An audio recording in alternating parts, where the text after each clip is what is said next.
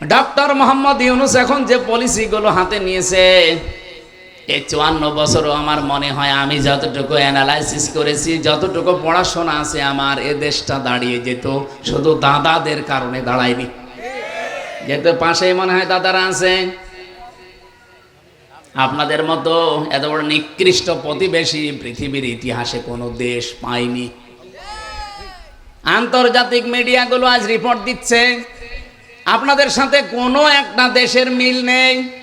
পাকিস্তানের তো দা কুমড়ার সম্পর্ক, আফগানিস্তানের সাথে একটা চিকন বর্ডার আছে, তাও তাদের সাথে মিল নেই। মালদ্বীপের সাথে মিল নেই, ভুটানের সাথেও মিল নেই, মায়ানমারের সাথেও মিল নেই, সিরিয়ার সাথে তো নেই। বাংলাদেশের সাথে মিল ছিল, কন্যা নেই, মিল নেই। আপনারা যা করছেন, প্রতিবেশী এ কাজ করে না।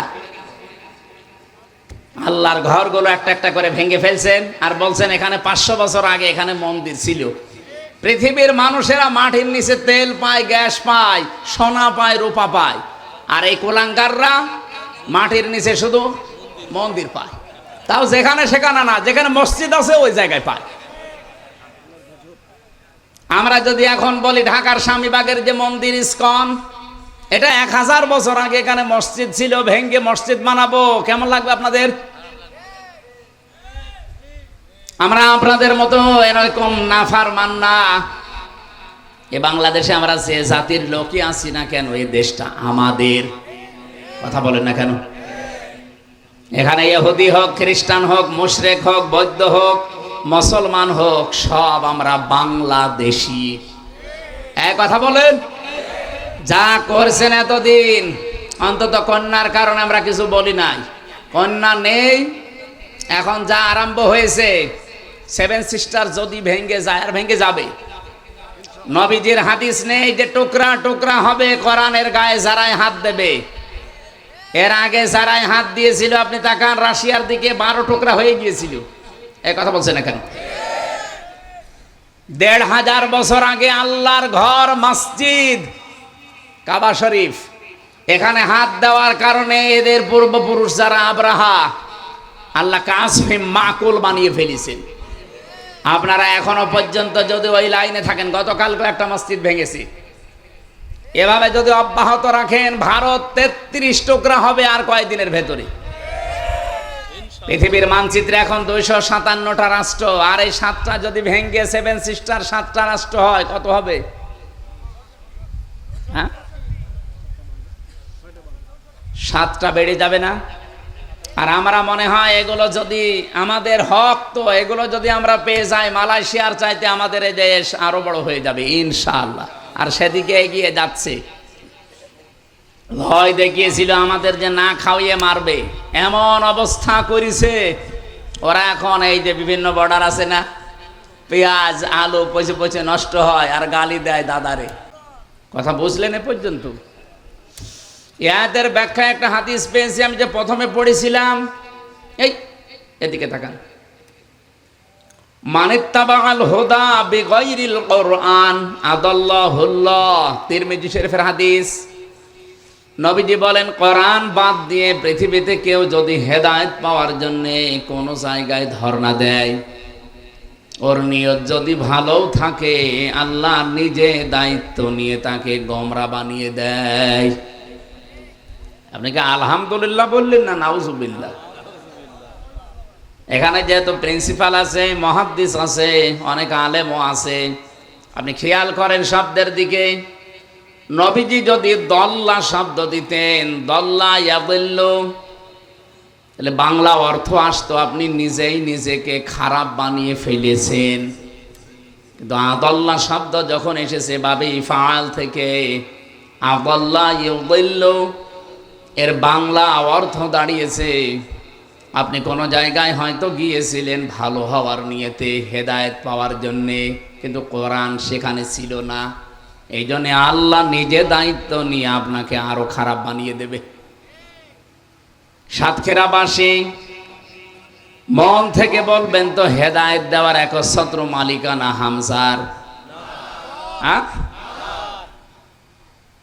এই যে জেলায় একজন পীরের নাম শোনা যায়, নলতাই, এখন যিনি বসে আছেন উনি তো হেদায়েত দিতে পারে? পৃথিবীতে এমন কেউ আছে? হেদায়েত দেওয়ার একচ্ছত্র মালিকানা কার? এটা নবীজিকে আল্লাহ দেন নাই। বিশ্ব নবীকে যদি আল্লাহ এটা দিয়ে দিতেন তে আমাদের পর্যন্ত আর আসতো না। হযরতে আবু হুরায়রা রাদিয়াল্লাহু তাআলা আনহু একদিন একটা গাছ লাগাচ্ছিলেন, হঠাৎ তিনি হেসে ফেললেন। সাহাবীরা জিজ্ঞেস করেন যে গাছ লাগাচ্ছিলেন, হাসলেন কেন? হযরতে আবু হুরায়রা বলেন, এই কিছুক্ষণ আগে কোরআনে কারীমের সূরা কাসাস ৫৬ নম্বর আয়াত নাযিল হয়েছে, ইন্নাকা লা তাহদি মান আহবাবতা ওয়ালাকিন্নাল্লাহা ইয়াহদি মাইয়াশা ওয়া হুয়া আ'লামু বিল মুহতাদিন। এটা ইবনে কাসিরের ভেতরে বিস্তারিত পাবেন। আল্লাহ রাব্বুল আলামিন এখানে জানিয়েছেন, হে নবী, আপনি যাকে ভালোবাসেন তাকে হেদায়েত দিতে পারেন না, বরং আমি আল্লাহ যাকে ভালোবাসি, আমি আল্লাহ যাকে চাই তাকে হেদায়েত দান করি। আর আমি আল্লাহ সবচাইতে ভালো জানি যে হেদায়েত পাবে কে। আলামু ইসমে তাফসিল দিয়েছেন, আল্লাহ পাক যেহেতু নিজের হাতে রেখে দিয়েছেন, এই জন্য আমি আজকে আনন্দিত, আমি এত খুশি। যদি নবীর হাতে দিয়ে দিত তো আমি আবু হুরায়রা পর্যন্ত হেদায়েত আসতো না। নবীজি তার নিজের আত্মীয় স্বজন, চাচা ভাতিসা এদেরকে দিয়ে শেষ করে দিত, আমাদের পর্যন্ত আসতো না। তাহলে হেদায়েত যেটা, এটা পৃথিবীর কারো হাতে আল্লাহ দেয়নি, দিয়েছেন কার হাতে? আল্লাহ নিজের হাতে। আরে ক্ষমতাটা দিয়েছেন আল্লাহ কোরআনকে, এজন্য দালিকাল কিতাব, কিতাবের আগে আলিফ লাম, এখানে 4টা ব্যাখ্যা পেয়েছি আমি। তার 1 নাম্বার ব্যাখ্যা, একচ্ছত্র মালিকানা আল্লাহ কোরআনকে দিয়েছেন, যে কোরআন মানুষকে হেদায়েত দিতে পারে। এজন্য 3টা বর্ণনার প্রথম বর্ণনা হুদাল লিন্নাস, এ কোরআন মানুষের জন্য হেদায়েত, কল্যাণ, পথ নির্দেশিকা। কোরআনে কারীম মানুষদেরকে পথ নির্দেশিকা দিতে পারবে, কল্যাণ দিতে পারবে যারা যতটুকু কোরআন থেকে নিতে পারে। আমি এখান থেকে 2টা শিক্ষা বের করেছি। এদিকে তাকান ভাই, এই পৃথিবীতে এখন 810 কোটির উপরে মানুষ আছে। সবচাইতে বেশি মানুষ বাস করে খ্রিস্টান ধর্মে। কোন ধর্মে? আপনি একটু খেয়াল করে দেখেন তো, আমেরিকায় গণতন্ত্রের চর্চা হয়, তামাম দুনিয়ায় তারা সবক দেয়, অথচ 220 বছর আর এদিকে প্রায় 16 বছর, কত হয়? 236 বছর চলছে। ওরা কোরআনে কারিমের হেদায়েত গ্রহণ করে না, কিন্তু কোরআন থেকে এতটুকু নিয়েছে যে রাজনৈতিক জীবনে দেখবেন কোরআনের বাইরে রাজনৈতিক জীবনে ওরা কোনো সিদ্ধান্ত এই 236 বছরে নেয়নি। আর রাজনৈতিক জীবনে আল্লাহর কোরআন কি জানিয়েছে? আর রিজালু কাওয়ামুনা আলান নিসা, এই পৃথিবীতে পুরুষ মানুষ হবে নেতা আর মেয়েরা হবে তাদের আজ্ঞাবহ। এ ঘোষণা কার? সূরা নিসা 5 নাম্বার পারার 2 নাম্বার পৃষ্ঠার 11 নাম্বার লাইনে 34 নাম্বার আয়াতের প্রথম অংশে আছে। আল্লাহ পাক বলেন, পুরুষ হবে নেতা, পুরুষ হবে গাইডলাইন দাতা, আর মেয়েরা হবে তাদের আজ্ঞাবহ। এই কথাগুলো যদি আজ 54 বছর আমরা ময়দানে বলতাম, আপনাদের এই আজকের যিনি আয়োজক মুহাদ্দিস আমিরুল ইসলাম বেলালী ভাই, আমি বিশ্ববিদ্যালয়ে যখন ছিলাম ওই সময় থেকে ওনার কথা শুনতাম। আমাদের কুষ্টিয়া, চুয়াডাঙ্গা, মেহেরপুরে উনি বলতেন, কোরআনের কথাগুলো যেভাবে বলা দরকার এই স্টেজগুলোতে এভাবে না বলতে বলতে দেশের মানুষের অভ্যাস হয়েছে পুরুষ মানুষ এখন জোগালে আর বউগুলো রাজমিস্ত্রি, উল্টিয়ে গেছে। পুরুষ মানুষ হওয়ার দরকার অন্তত রাজমিস্ত্রি, আর জোগালে যদি সাহায্যকারী কেউ লাগে তো অন্তত সে হয় হোক। এখন আমরা হয়ে গেছি নিচেরটা। এই আয়াতের ব্যাখ্যায় একটা হাদিস পেয়েছি, নবীজি বলেন, ক্বালান নবীজি সাল্লাল্লাহু আলাইহি ওয়াসাল্লাম, লা ইউফলিহা কওমুন আল্লাহু আমরাহুম ইমরাতুন। বুখারী শরীফের হাদিস। নবীজি বলেন ওই জাতি কখনো সফল হচ্ছে না, হবে না। লাই ইউফলিহা, এটা মজারে, তার আগে লান এসেছে, বর্তমান ভবিষ্যৎ, প্রেজেন্ট ফিউচার। এর আগে লাং দিলে অর্থ হয় কখনোই হবে না। এই গ্যারান্টি নবীজির, মিথ্যা হতে পারে? আজ পর্যন্ত যা বলেছে কোনো কিছু মিথ্যা হয়েছে? বলেন। উনি বললেন কখন ওই জাতি সফল হচ্ছে না, হবে না, যে জাতির দায়িত্বে আছে কোনো নারী। আর 54 বছর আমরা এই হাদিসটা মানতে পারি নাই। আপনি 54 বছরের ভেতরে তাকান, যারা এই দেশের দায়িত্ব পালন করেছে অধিকাংশ সময় ছিল নারী। কথা বলেন না কেন? এটা যেহেতু রাজনৈতিক অনুষ্ঠান শুধু না, এটা তাফসীর মাহফিল। কোরআন আর হাদিস থেকে যা বলছি মেনে নিন, কাজে লাগবে। ওরা গণতন্ত্রের বলি ছড়ায়, তামাম দুনিয়ার মানুষকে শিক্ষা দিয়ে বেড়ায়, অথচ আজ পর্যন্ত রাজনৈতিক জীবনের দিকে তাকান, তারা এখনো পর্যন্ত এই 236 বছরের ইতিহাসে আজও কোনো নারীকে তারা প্রধানমন্ত্রী বানায়নি। বানিয়েছে ডোনাল্ড ট্রাম্পের মতো একটা, যাই হোক, এইরকম মানুষকে তারা ভোট দিয়ে প্রধানমন্ত্রী বানিয়েছে, কিন্তু কমলা হ্যারিসের মতো একটা শিক্ষিতা মহিলা, তাকে কিন্তু দায়িত্ব দেয়নি। ওরা জাতে মাতাল হলো, তালে ঠিক আছে, আর আমরা জাতেও মাতাল, তালেও মাতাল। সুতরাং এ মাতলামি করা যাবে না। সামনে থেকে কোরআনের হেদায়েত ওরা নিয়ে দেখেন আজ দাঁড়িয়ে গেছে পৃথিবীতে। আমরা 54 বছরও দাঁড়াতে পারলাম না। মালয়েশিয়া ছিলাম কয়েকদিন আগে, ওরা 2004 সাল থেকে ওরাও দাঁড়িয়ে গেছে। ওরা যারেই দেয় অন্তত সে পুরুষ মানুষ হোক।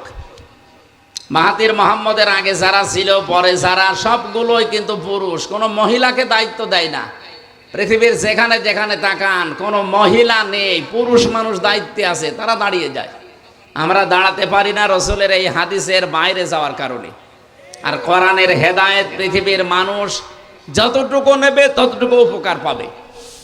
2 নম্বরে হুদাল্লিল মুসলিমিন, মুসলমানেরা এখান থেকে উপকার পাবে। হ্যাঁ, মুসলমান যতটুকু নিয়েছে ততটুকু উপকার পায়। এ বিশ্বে আজ 100 ভাগ কোরআনের 500 আইন রাষ্ট্রীয়ভাবে কায়েম আছে। কোন দেশে আছে কিনা আমার জানা নেই। আফগানিস্তানে থাকতে পারে, সৌদি আরবে 70 ভাগ আছে, 30 ভাগ নেই। আর বাকি অন্যান্য দেশের কথা বাদ দিলাম, বাংলাদেশে আমার মনে হয় একটাও নেই। যাই আছে যেই দেশে কোরআন থেকে ওরা যতটুকু মানে ততটুকু উপকার পায়। এই যে মালয়েশিয়াতে যে বিশ্ববিদ্যালয়ে আমি ছিলাম, অন্যান্য দেশের ছাত্র ছাত্রী যারা, প্রায় 120টা দেশের ছেলেমেয়েরা পড়াশোনা করে। কয়েকজনের সাথে পরিচয় হওয়ার পরে বলছে, বাংলাদেশ আর ভারতের লোক যদি এখানে না থাকে, এই যে ক্যাম্পাস আমাদের কুষ্টিয়া যে বিশ্ববিদ্যালয়ের চাইতে অন্তত 20 ডবল বড় হবে। এ বিশাল এরিয়ার ভেতরে যদি একটা মোবাইল পড়ে থাকে, সারাদিন সারা রাত পড়ে থাকলে চুরি হবে না, কেউ ধরবেও না। কিন্তু যদি বাংলাদেশ আর ভারতের কেউ পাশ দিয়ে হেঁটে যায়, ও আর পাওয়া যাবে না। মানে কি পরিচয় দেব, যে বলবো যে আমার বাড়ি বাংলাদেশে? বলছে শুধু বাংলাদেশ আর ভারতের লোক যদি এর পাশ দিয়ে যায় তাহলে গায়েব হয়ে যাবে। অন্য কোন দেশের ছেলে মেয়েরা এর পাশ দিয়ে সারাদিন সারা রাত হেঁটে যাবে না, যার জিনিস তা।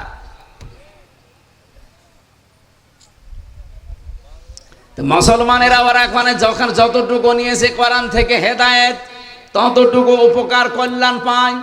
3 নম্বরে সবচাইতে বেশি কল্যাণ উপকার পাবে কোরআন থেকে, বেশি হেদায়েত লাভ করার যোগ্য হবে তারা হুদাল্লিল মুত্তাকিন, যারা মুত্তাকি। কি এখানে হুদান শব্দটা হাদিন ইসমে ফাইল, ইসমে ফাইল থেকে যদি আসে ইউফিদু মানা ইসমে ফাইল। ইসমে ফাইল অর্থ দেয় যে 4টা বিষয় আমি আয়াতের ভেতরে নোট করতে পেরেছিলাম তাফসীর থেকে। মুত্তাকিদেরকে আল্লাহ কোরআনের মাধ্যমে হেদায়েত দান করবে। এখন মুত্তাকি যদি আপনি না হতে পারেন, পরিপূর্ণ কোরআনের হেদায়েত আপনার দ্বারা পাওয়া সম্ভব না। মুত্তাকি কাকে বলে? হেদায়েত পেয়ে মানুষ যে মুত্তাকি হবে, এ মুত্তাকি কাকে বলে? যে চলে গেল রমজান, আমরা মুত্তাকি হওয়ার জন্যই পেয়েছিলাম, কিন্তু হতে পারিনি। কারণ 4টা বিষয় যদি কেউ না মানে, সে কোরআন থেকে হেদায়েত নিয়ে মুত্তাকি হতে পারবে না। এদিকে তাকান, এতদিন যেভাবে শুনেছেন ওইভাবে না। তাকওয়া 4টা জিনিসকে বলা হয়। আমার মতো জব্বা গায়ে দিলে, সুন্দর টুপি মাথায় দিয়ে, হাতে কোরআন শরীফ নিয়ে, তাসবিহ নিয়ে, পাগড়ি মাথায় দিয়ে আসলে মুত্তাকি হয়ে যাবে। এটা হচ্ছে লিবাসুল উলামা বলা হয়।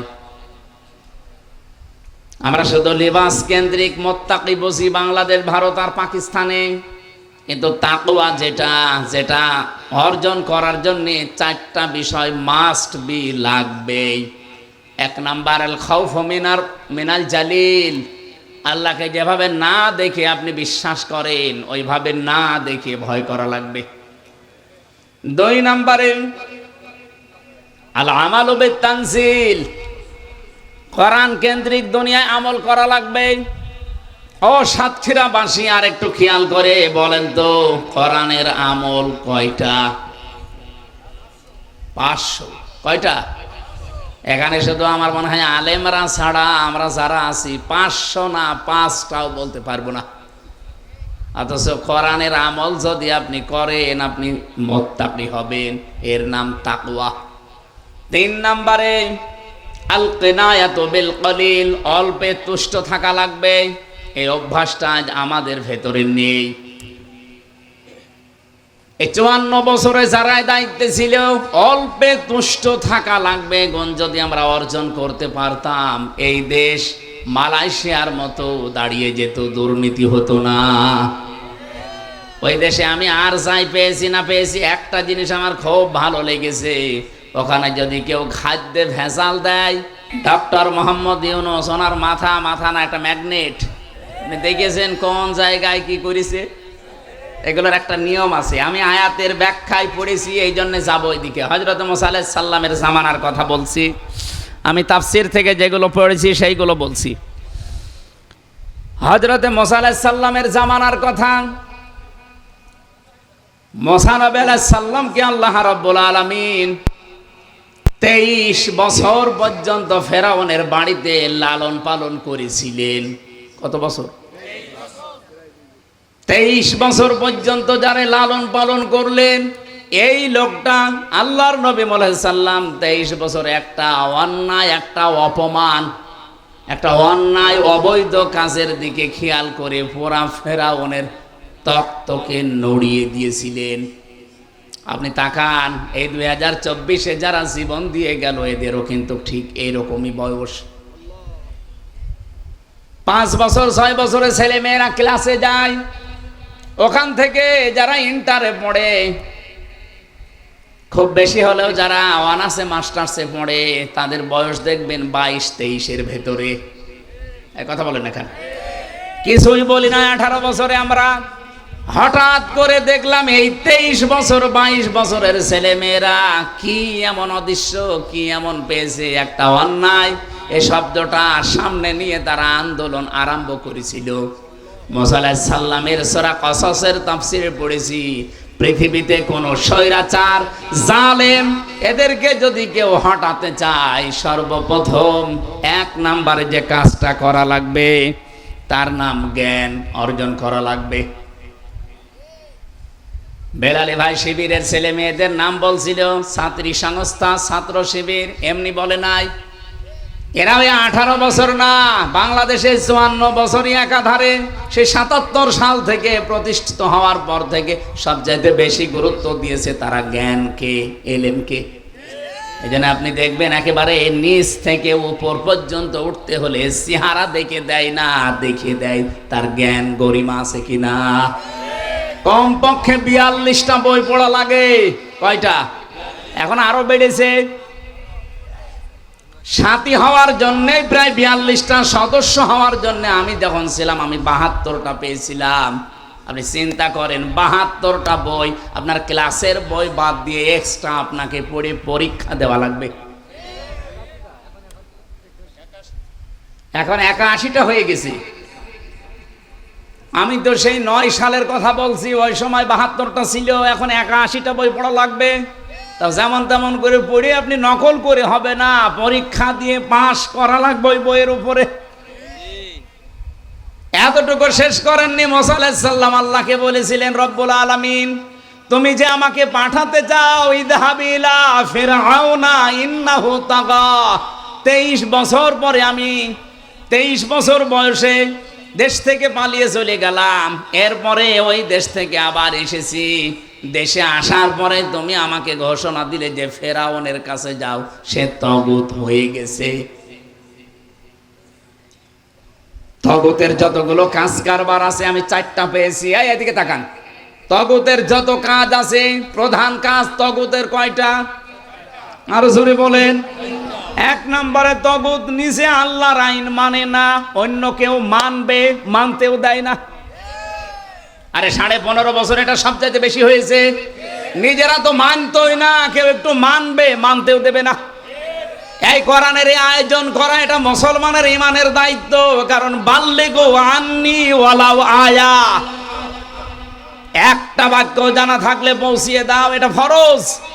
এই ফরজ দায়িত্ব পালন করার জন্য গত বছর এই দিনে এখানে তাফসীর মাহফিলের আয়োজন করেছিল মুহাদ্দিস আমিরুল ইসলাম বেলালী সহ এলাকার মানুষেরা। নাকি লোক দেখানোর জন্য? বলেন বলেন, যে যতটুকু জানবে ওইটা পৌঁছিয়ে দেবে, এটা নামাজের মতো ফরজ। বাল্লিগ দেয়নি, বাল্লিগু বহু বছর।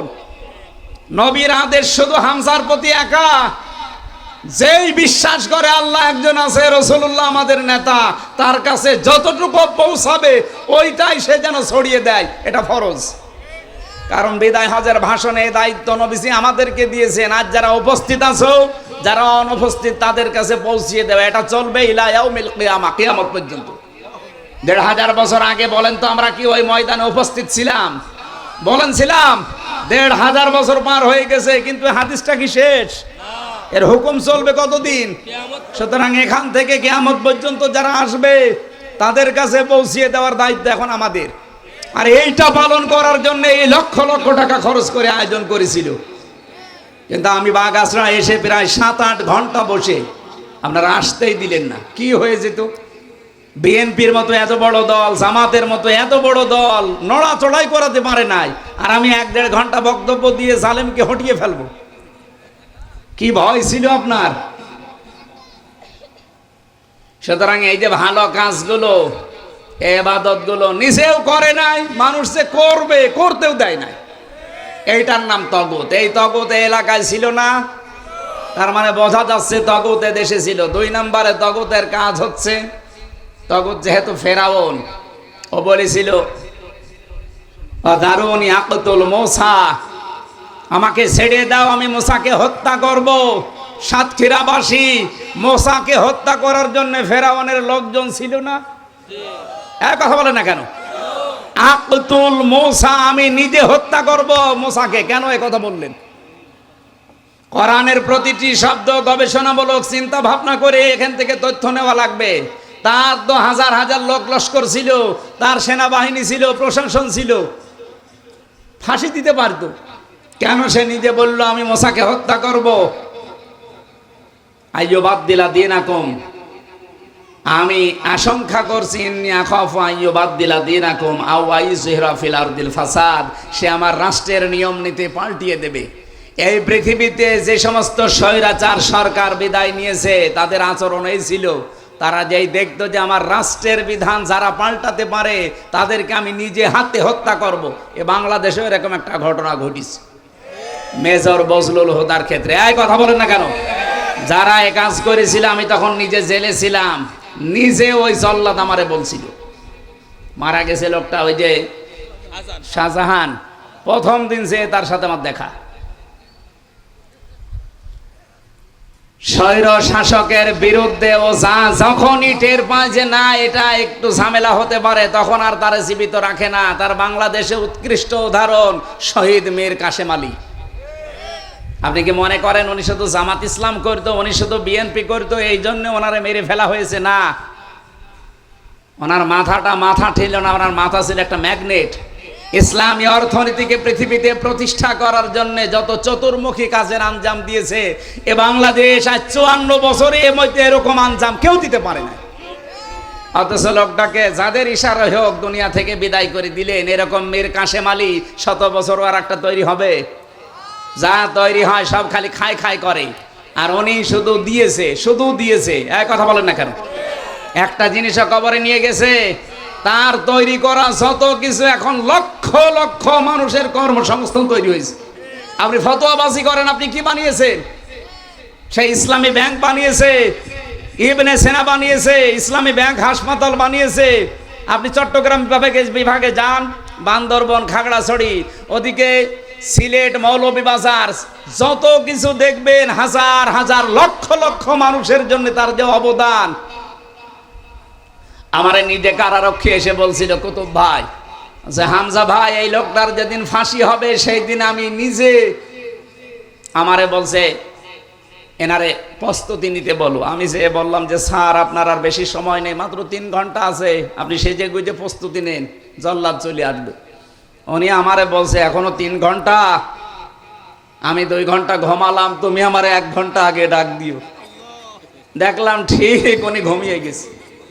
1 ঘন্টা আগে ডাকলাম, ঘুম থেকে উঠে উনি গোসল করলেন, ওযু করার পরে এশার নামাজ শেষ করলেন। আমারে বলছে কুতুব ভাই আমি রেডি আছি, আপনি জল্লাদকে ডাক দেন। মনে হচ্ছে উনি শ্বশুর বাড়ি যাবে। আমারও দায়িত্ব ছিল এই লোকটা। আমারে বলছে হামজা ভাই আমি ওই দিন থেকে এখনো পর্যন্ত মিলাতে পারি না যে ওনার 3 ঘন্টা পরে ফাঁসি, ওনার ছেলে ব্যারিস্টার আরমান গুম হয়ে আছে, ওনার স্ত্রী হাসপাতালের বেডে, ওনার লক্ষ লক্ষ দলীয় লোকজন সব পালিয়ে বেড়াচ্ছে জেলখানায়, তো ওনার ঘুম আসলো কি করে? আমি বললাম কুতুব ভাই আপনি বসেন না, আমি বুঝে ফেলেছি। সূরা হামিম সেজদার 30 নম্বর আয়াত আমারে 1500 বছর আগে জানিয়েছে। ইন্নাল্লাযীনা ক্বালু রাব্বুনাল্লাহ সুম্মা ইসতাকামু তাতানাজ্জালু আলাইহিমুল মালাইকা। রব্বুল আলামিন বলেন অবশ্যই যারা এই কথা বলতে পারে আমাদের রব আল্লাহ, আর এর উপরে টিকে থাকে, তাতানাজ্জালু আলাইহিমুল মালাইকা। আল্লাহ কিন্তু তাতানাজ্জালু এটা মজারে দিয়েছেন, বর্তমান, ভবিষ্যৎ, প্রেজেন্ট, ফিউচার। মালাকুন না দিয়ে মালাইকা বহু বচন দিয়েছেন। আল্লাহ পাক বলেন তাদের জন্য আমি আল্লাহ ফেরেশতা, লক্ষ লক্ষ ফেরেশতা নাজিল করছি, করব। সুতরাং এই আয়াত 1500 বছর আগে নাজিল হওয়া হলেও এর বিধান কিয়ামত পর্যন্ত থাকবে না? থাকবে না? ফেরেশতারা এসে কি বলে? আল্লাহ তাখাফু ওয়ালা তাহজানু, কোনো ভয় নেই, কোনো চিন্তা নেই। কিসের ভয় নেই, কিসের চিন্তা নেই? তোমার চিন্তা হয় যে তোমার এতগুলো মানুষ কাজ করে তোমার প্রতিষ্ঠানে, তাদের কি হবে? তোমার ছেলে আরমান ব্যারিস্টার, একজন সাধারণ ছেলে না, ব্যারিস্টার, সে গুম হয়ে আছে। তোমার স্ত্রী হাসপাতালের বেডে এখন কাতরাচ্ছে মরণের যন্ত্রণায়। তোমার দলীয় লোকজন সব পালিয়ে বেড়ায়। তুমি এখনই যদি ফাঁসির মঞ্চে চলে যাতে তোমার কি হবে, এই চিন্তা, এই ভয় আসতে পারে। এই জন্য ফেরেশতারা কানের কাছে এসে বলে আল্লাহর বান্দা ভয় পাবেন না, সবগুলোর দায়িত্ব আল্লাহ নিজে নিয়ে নিয়েছে। ব্যারিস্টার আরমানের দায়িত্ব আল্লাহ নিয়েছিল, এটা তার বাবার কানে ফেরেশতারা শুনিয়েছে, এই কারণে সে এখনো বেঁচে আছে। নাই তো যে জায়গায় ছিল, আমি মাত্র 10 দিন ছিলাম আয়না ঘরে, তাও মিনিটাই। আমাদের তো সাধারণ ভাবে রেখেছিল, তাই আমার 9 দিন মনে হচ্ছে 9 বছর গেছে, আর ওনারে 9 বছর। এদিকে 3.5 হাত, এদিকে 1.5 হাত, সামনে টয়লেট দেওয়া, তাও কোনো দরজা নেই, কোনো দেওয়ালও নেই, ওদের সামনে বসে বসে টয়লেট করা লাগে। এইভাবে হাত বেঁধে দেয় চেয়ারে। আমি নিজে দেখেছি, আমার সামনে নিয়ে গেছে একজনের, আমারও মাটির নিচে নিয়েছিল, হাত পা বেঁধে, চোখ বেঁধে। আমার চেয়ারে বসায়নি, কিন্তু আমার আগে যারে নিয়েছিল ছাত্র দলের একজনকে, সে বলছিল যে আমার চেয়ারে বসিয়েছে, এই হাতের সাথে আর পায়ের সাথে ক্লিপ লাগিয়ে দেয়, এই গলার সাথে বেল্ট বেঁধে দেয়, একবার শুধু সুইচ টিপ দেয়, 1 মিনিটে 120 বার ঘোরে। আপনার মাথার মগজ সব এলোমেলো হয়ে যাবে, 1 মিনিট পরে মনে হবে আমি 10টা দুনিয়া দেখতে পাচ্ছি। টয়লেট করার জন্য 24 ঘন্টায় মাত্র 1.5-2 মিনিট সময় দিত। 1.5-2 মিনিটে মানুষের টয়লেট হয়। আমার সাথে মুফতি ফখরুল ভাই ছিল, উনি বলছিল হামজা ভাই আপনার সাথে কি করেছে আমি জানি না, আমার র্যাবে তুলে নিয়ে গিয়েছিল ওই মাটির নিচে, ওটা উত্তরাতে, মাটির নিচে নিয়ে এই যে পায়ের ভেতর দিয়ে এভাবে হাত দিয়েছে, দিয়ে সামনে লোহার ব্যারিকেড দেওয়া, ওর সাথে হাতে হ্যান্ডকাপ লাগিয়ে দিয়েছে। 24 ঘন্টা বসে থাকতাম। এই যে শুয়ে থাকা, এটা যে কত বড় নিয়ামত আমি এখন টের পাচ্ছি। সকালে কয়টা পচা ছোলা দিয়ে যেত, আর দুপুর বেলা এক মোট ভাত দিত, তা মনে হচ্ছে কেউ মাখিয়ে দিয়েছে। আর এখনো পর্যন্ত অনেক জালেম স্ট্যাটাস দেয় যে বুবু কি করেছে যে বুবুর পালানো লাগলো, তোমার সাথে তো করেনি, তোমার বাবারে যদি এভাবে 10 বছর গুম করে আয়না ঘরে রাখতো তুমি টের পেতে। কথা বলে না কেন? এখনো জালেমের পক্ষে সাফায় গান আপনি মানুষ।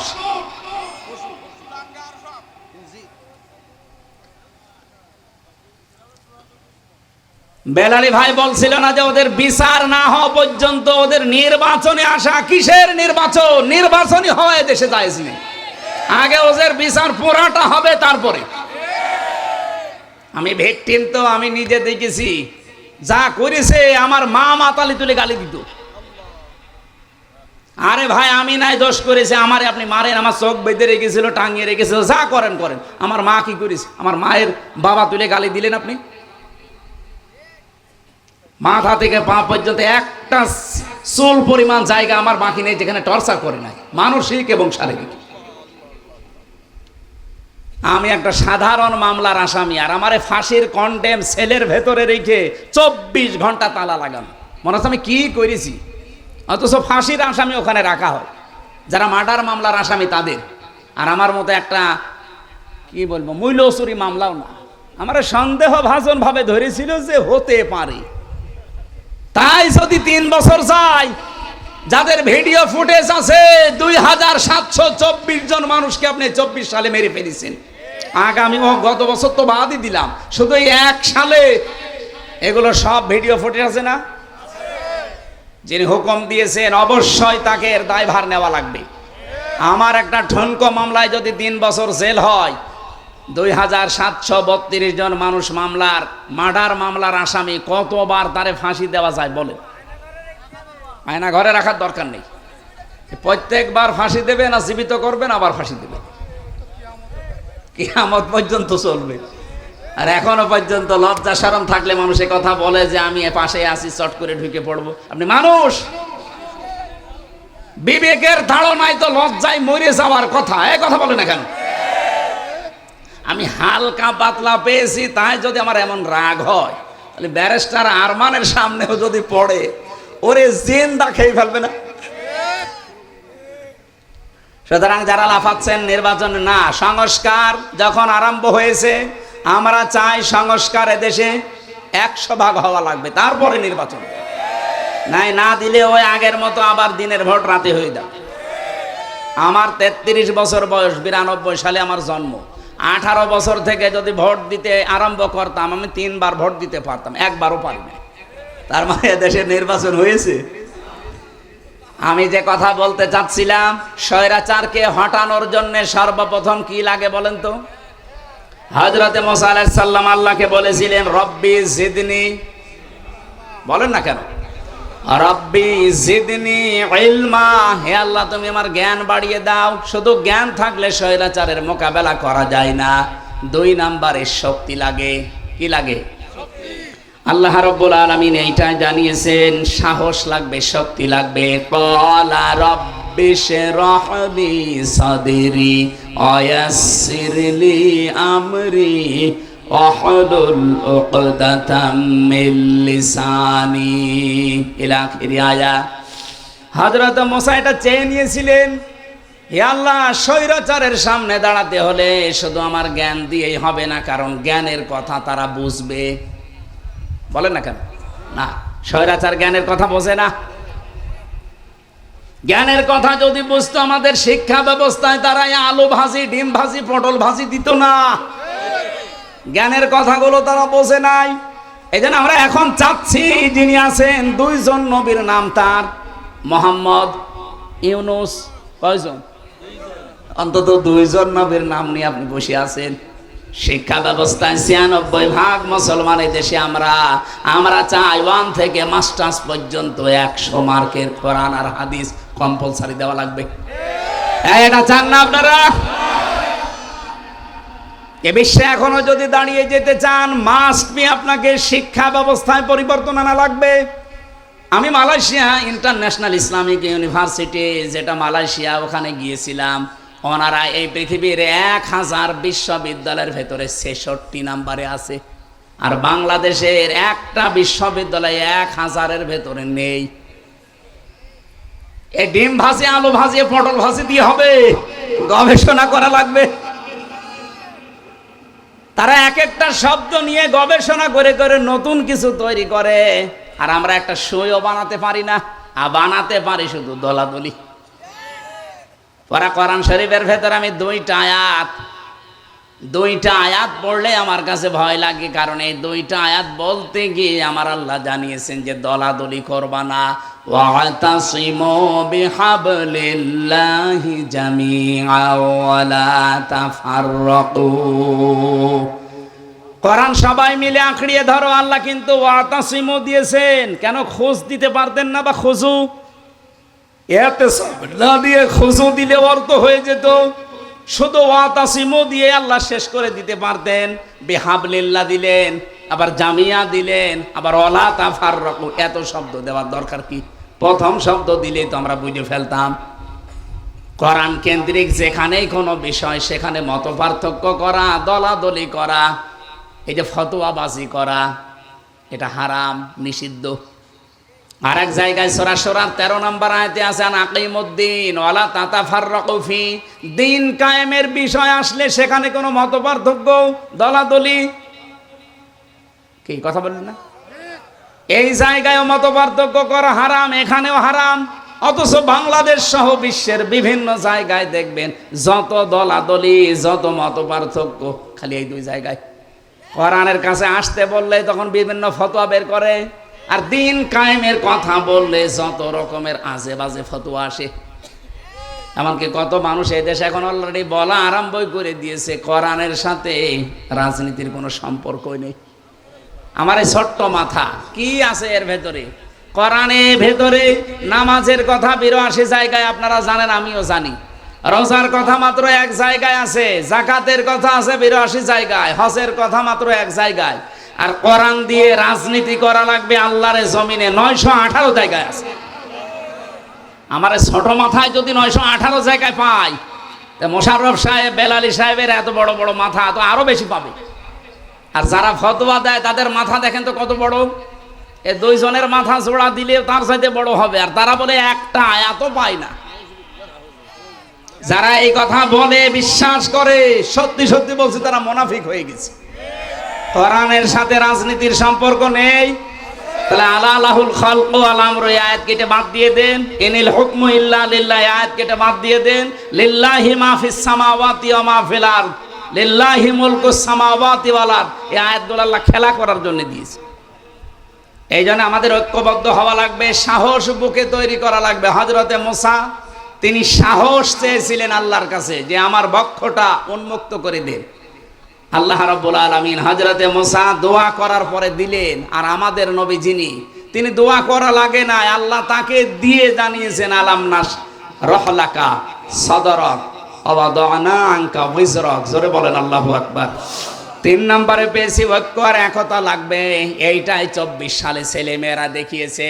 স্বৈরাচারকে সরাতে হলে শুধুমাত্র জ্ঞান দিয়ে, শুধুমাত্র সাহস দিয়েই হয় না।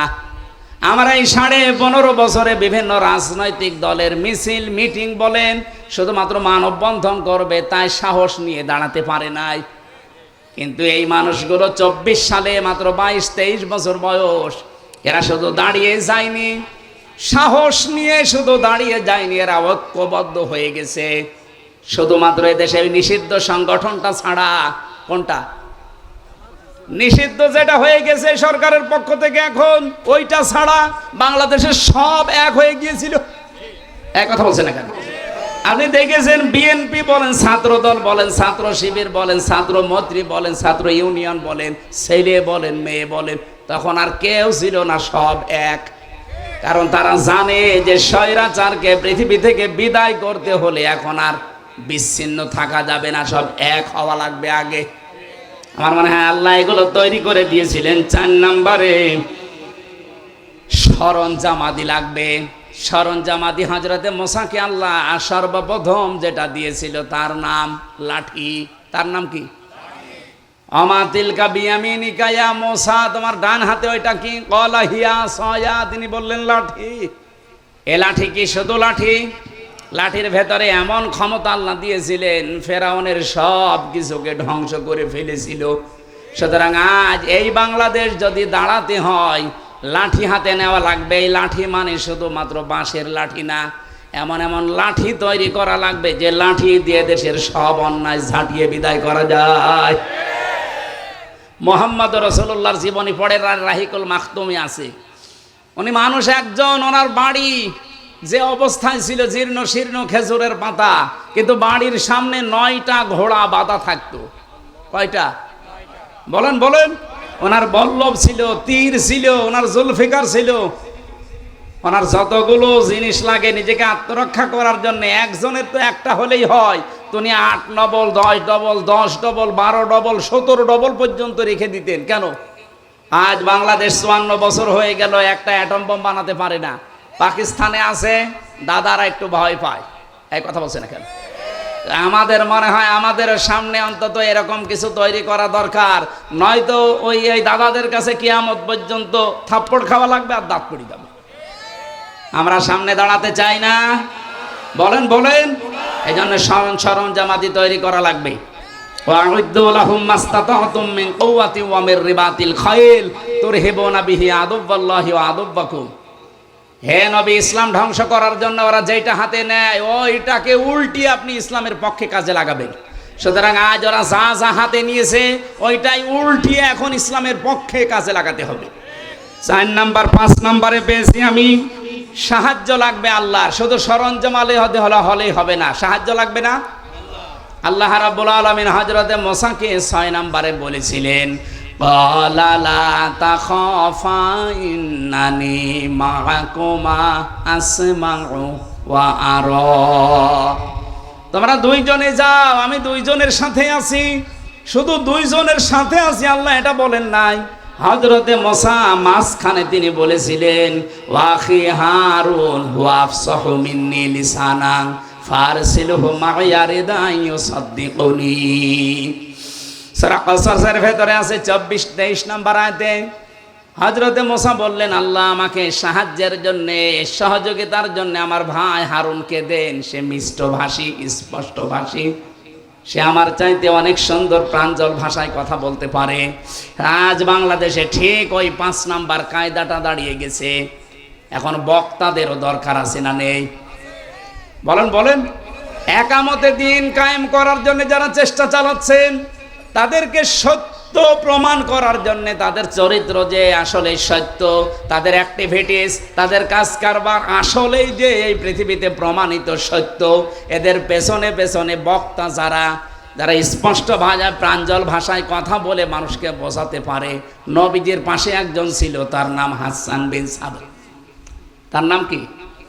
আমাদের বাংলাদেশে এরকম হাজারো বেলালি দরকার আছে, যারা এই কথাগুলো মানুষের সামনে প্রাঞ্জল ভাষায় একামতে দিন প্রতিষ্ঠা করার পক্ষে হারুন আলাইহিস সালামের মতো কাজে লাগতে পারে। সেই সময় এখন চলছে, আমরা কাজে লাগাতে চাই ইনশাআল্লাহ। আল্লাহ পাক বলেন, মুসা ময়দানে ছেড়ে দিয়ে শুধু আমি আরশে বসে বসে তামসা দেখি না, আসমাউ ওয়া আরা, আমি সব শুনতে পাচ্ছি এবং আমি সব দেখতে পাচ্ছি। আমাদের দেশের যে অবস্থা, এই অবস্থায় আমার আল্লাহ অবশ্যই আমাদেরকে দেখছেন। আমাদের ইখলাস, আমাদের অ্যাক্টিভিটিস, কাজ কারবার এগুলো আরো বাড়াতে হবে। মা বোনেরা যারা এসেছেন, ওয়াজাদাকা দাল্লান ফাহাদা, আমি এমনি বলি নাই। হযরতে মুসাকে আল্লাহ পাক বলেছিলেন, আসমাউ ওয়া আরা, আমি সব দেখতে পাচ্ছি এবং সব শুনতে পাচ্ছি।